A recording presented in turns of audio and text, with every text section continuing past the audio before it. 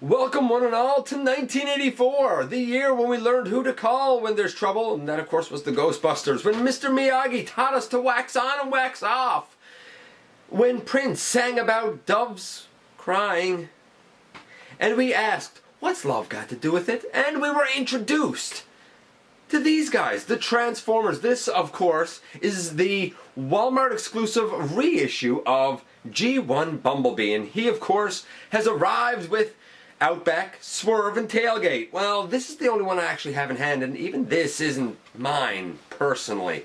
Nevertheless, I've been asked a lot of questions about the figure, though I can't break him out of package. I really need him to, but I can confirm many things about him and the other three, and I've been asked a lot about the packaging, so we're actually going to talk about all four of the Minibot reissues, so to speak, and whether or not they're worth getting here today in the latest GotBot True review.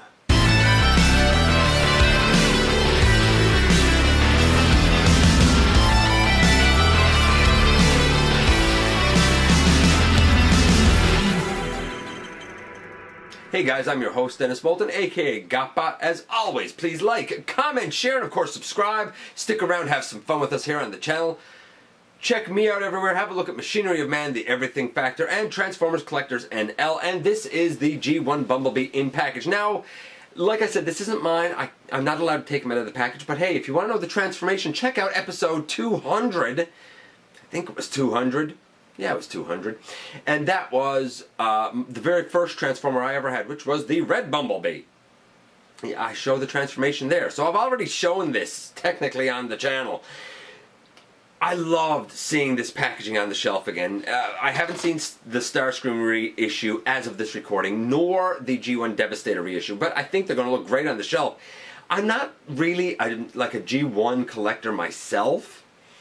I kind of feel like I'm getting in the Generations line exactly what I wanted as a kid, what I wished I had as a kid.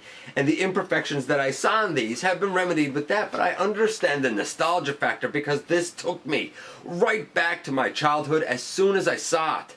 And this one in particular is a figure that friend of the channel, Wayne, actually didn't have in his collection of G1 Minibots, so now he does, and I'm happy for him. The other three, though I don't have them in hand, like I said, I have pictures of them. I will kind of talk about them and give you guys a look at them and give you an assessment of whether or not they're actually worth picking up. But since we have this guy in hand, we're going to start with him. So let's head over to the table and we'll take a closer look at him and his packaging. So who would ever guess that there'd be so much excitement about something from G1 in 2018?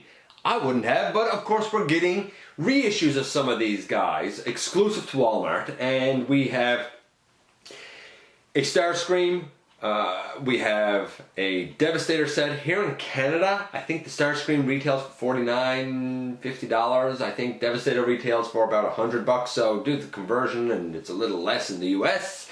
And we have the Minibots. Now in my neck of the woods, the Minibots just recently showed up. Now, I'll say this, I've heard rumors that they're not going to be restocked. I don't know. And I've heard rumors that they're flying off the shelves. Around here, it seems like the two stores that I've seen them at had probably a total of 16 figures, which would be, I guess, two boxes, because I think there's eight in a box. And I saw them one day and they were gone the next day. So they are moving quickly, at least around here. Now, I don't have all these, though I do have kind of images of all of these. I do have my hands on this one. It is not mine. It belongs to Wayne, friend of the channel, who is actually letting me take a look at a couple of other upcoming things. So stick around. I guess our G1, one of them is technically G2. Nevertheless, he did not have a G1 Bumblebee, and he wanted one, and they tend to apparently go for kind of crazy prices, and I've had a lot of people ask me questions about the packaging. Now this guy's still in package. I'm going to leave him in there, because I think we all know by now how G1 Bumblebee changes, don't we? Don't we? The reissue does not have the face that is on the artwork, which was the toy accurate face. It has the animation accurate face. I will show B up a little bit closer here in a few minutes. I feel like the yellow might be a little bit darker than the original yellow, and I could be incorrect about that, but it's you know, it's a 10. It's Bumblebee, man. Transformation 10, I guess, because how can you argue with G1 transformation? You know, it's what everything else was based from. Articulation, okay, well that was junk, but you can't dislike it really. It's Bumblebee, there's no doubt. I will say this: Bumblebee has rubber tires, and I guess the pins holding the tires in, they are metal. The front of the packaging looks like this. I like the old school Hasbro logo down here. I like Heroic Autobot up here. The artwork looks great. The product shot looks great, even though that seems like a brighter yellow than what's actually used here. On the back, and this is what a lot of people have asked me about. Well, while I'm not taking a meta package because it's not mine, we do have the conversion here, and we know the arms go down straight. The feet fold down. You push the legs up, and you push the arms in, and you fold the little head up because it's just on a little flat piece, and yay, you get Bumblebee in his vehicle mode. We don't have, people have said, do you have robot points? We don't, but we do have this like Transformers authentic like Autobot logo down there. It has a dotted line around it, so I guess that takes the place of the like robot points or whatever they were called. I love that we have this artwork up here. We do have the bio over on the side here. I'll show that closer shortly as well. And we do have the tech specs here. You don't need the decoder because you can see that just fine. No problem. Let's just get in closer and take a quick look at both of those things. And there's the bio saying that he idolizes Optimus and Prowl and that he's really weak, but that he's like really sneaky, I guess. And if we move along here, tech specs, I mean there, you know, it is, whether you think it's accurate or not, hey, that's up to you. You can see close right there what the dotted line is around. It's not points. And here we have a close-up of B in his packaging. Nice Autobot symbol on the tummy. It's Bumblebee. Like I said, I don't have the other ones in hand, but I do have pictures of them. I'll kind of give some commentary on them now quickly. And as you can see, this is exactly what I saw on the shelf. This was the display that I saw, and it took me right back to being 6 years old in 1984 again. It was amazing to see, and it gave me good feelings, even though I'm not so much in for this line. And of course, as we know now, I picked up Bumblebee for a friend of the channel, which brings us to our second of the 4 mini-bots, that of course being Swerve. And you can see the front of the package there. It's exactly as you would expect, very G1-esque with Heroic Autobot and Autobot Swerve down bottom. The artwork is extremely G1, an excellent product shot. Getting closer on the figure, you can see that it is a mix of stickers, which is accurate, and even like the red on the head and the red on the arms seems kind of mismatched, which was accurate again. There's no doubt about it. So like, I dig it. The tires on this guy are plastic, but they were plastic on the original, so I'm cool with that. Then we come to the back, and on the back we of course have the instructions. Step 1, you know, you got to put the arms down straight. Step 2, you push them in. Step 3, you flip up the legs. It's a pretty simple transformation. Then we have, though you probably can't see it here, we have his bio, which basically says that, you know, he shouldn't have a license because he gets in a lot of accidents and goes too fast and doesn't really pay attention to where he's going or what he's doing. I didn't know that Swerve was that reckless. We have his tech specs again. Whether or not they're accurate, hey, that's up to you. But they're Swerve. That brings us to number 3, of course, that being Outback. And I've heard of an issue with him where one of his chrome arms is either missing or not chromed. So, I don't know, check him out before you buy him. Buyer beware, I suppose. Nice artwork on the front again for what you can see of it, because he's sort of in the way of it. The product shot, nothing different here. Getting up close, you can see that this variant, or this version of him, does in fact have both arms chromed, as is the face, or maybe the face is just painted silver, I'm not sure. I'm more excited about the Power of the Primes version of this guy, but you can see now exactly what he was based on. You know, this was it. And I'm totally convinced that we're going to get gears from Swerve, that we're going to get brawn from this guy. On the back again, we have the instructions, which basically you have to line up the arms correctly. You push them in by the sides of the body, and you like flip the legs sort of up underneath, and they become the kind of entire side of the vehicle. Like the arms are really just the doors.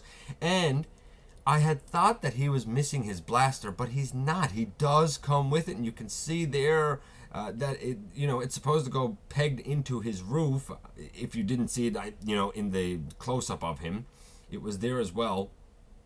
We have his tech specs, his bio, and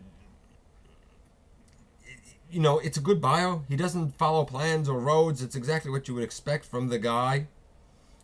He travels at 110 miles per hour with a range of 800 miles, four-wheel drive, blah, blah, blah. I mean, exactly what you would sort of expect from Outback. And that brings us to our last of the mini-bots, that being Tailgate. And Tailgate has a nice silver or chromed face. Chromed legs, looks great.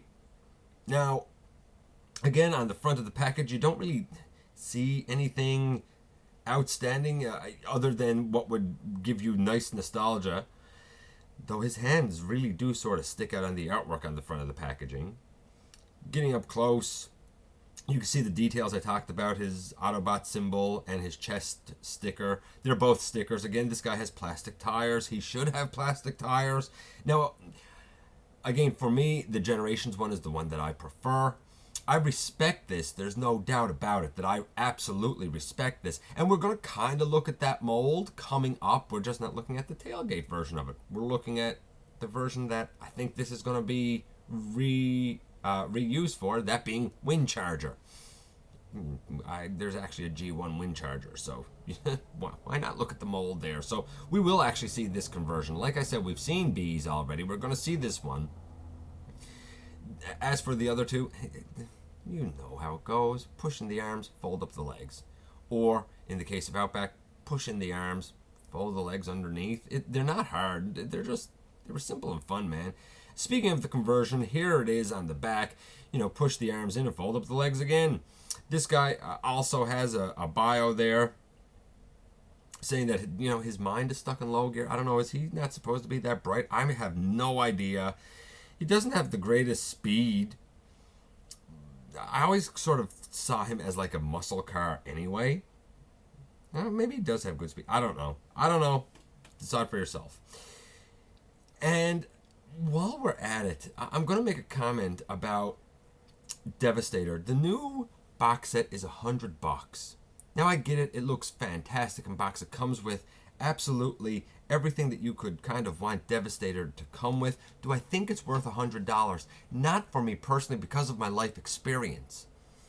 I had one Constructicon as a kid, and it broke within a week. It was Hook, and it really didn't last. I didn't have any others.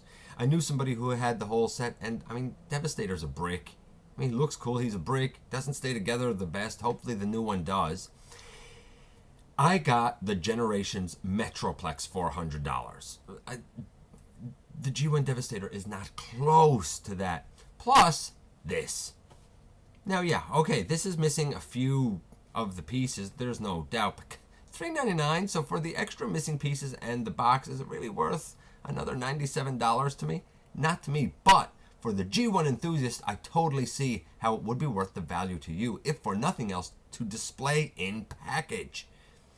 That's about the only comments I can give about that Devastator. I don't know if I'll get a chance to look at it or not. I'm not planning on getting it myself. As for Starscream, well, I'll talk about him another time. The nostalgia of 1984. You gotta love it. And you gotta love this guy. He still has rubber tires. We have metal pins holding things in. It is a very faithful recreation. Granted, there's no rub symbol on the tummy. There's a sticker. I don't know. Was there a rub symbol on the tummy? I don't know. I don't remember, man. That was a long time ago, and I'm an old man now. I can confirm, of course, that the tailgate is great. The chrome is great on it. The paint is great on it. I'm sure that that's going to get reused as Windcharger. And you know what? We're going to take a look at Windcharger real soon. because why not, man? He's actually kicking around here, so we'll actually look at that mold real soon. I'm sure that Outback will be, repainted into Brawn, and I'm sure that Swerve will become Gears. I have faith in that. But in terms of getting these 4, if you missed any of them, this is a great chance to pick them up. If you have them and they're, say, out of package, well, now you can have them in package. If you missed them, now you can get them. If you just want the alternate face, because this is, of course, the animation accurate face rather than the toy accurate face, well, now you can do that. Are they worth getting if you already have them? No. Are they worth getting if you missed them? Sure. Are they worth getting if you are new to collecting and into G1? Definitely. If nothing else, this artwork on the back is worth it, man. It's great. Or the bio. I mean, look, artwork, bio, text, even instructions. Like, we can do this, man. It's possible. We can have these wonderful things once again. The proof is in the pudding right here. Anyway, let me know what you think about this guy and his humble little friends, as well as any of the other G1 reissues coming, or what you'd like to see coming down the line. I'm going to thank you again for giving me some of your extremely valuable time. It is beyond appreciated. I'm going to say again, please hit that subscribe button, stick around, have some fun with us. And I very much look forward to the next time that you and I get together to have another visit right here inside the videos.